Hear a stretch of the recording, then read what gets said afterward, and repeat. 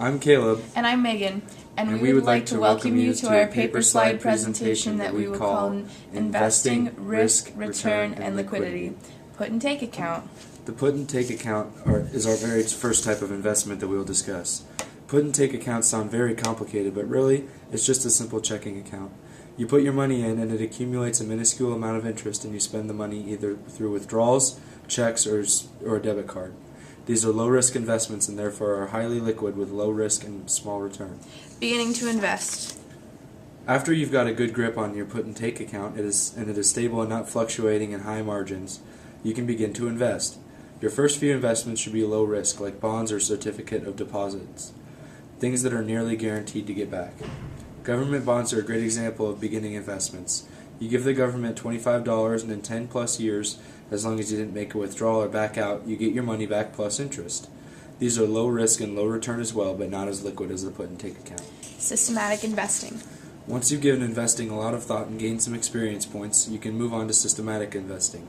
A basic principle of systematic investing is to invest on a regular basis. A good strategy is to invest a certain amount of money out of every pay period. You can take $200 out of every paycheck and invest into a mutual fund or some stocks. Systematic investing is much higher risk but has a higher potential for a large return.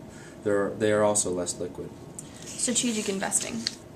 After you diversify your investments by investing in multiple levels of risk and return, you can invest strategically.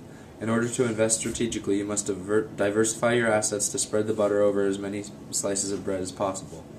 What I mean to say is that you don't want to only invest in one company because you can lose a lot of money and the risk is higher. If you invest in multiple categories and companies in the stock market, you will be more likely to make money. These investments are higher risk and return and are much less liquid. Speculative investing. Speculative investments are the highest risk but also the highest possible return with the lowest liquidity. People who invest speculatively invest in items such as gold and collectibles. Not everyone gets to this step of investing. Low-risk investing.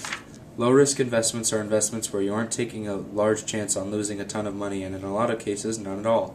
Because they are low risk, these investments often have low return too, as well as high liquidity. These investments include savings accounts, checking accounts, and other methods of saving money. Moderate risk investing. These investments have slightly more risk but more return and less liquidity. A few examples of these investments are CDs, bonds, and mutual funds. High risk investing.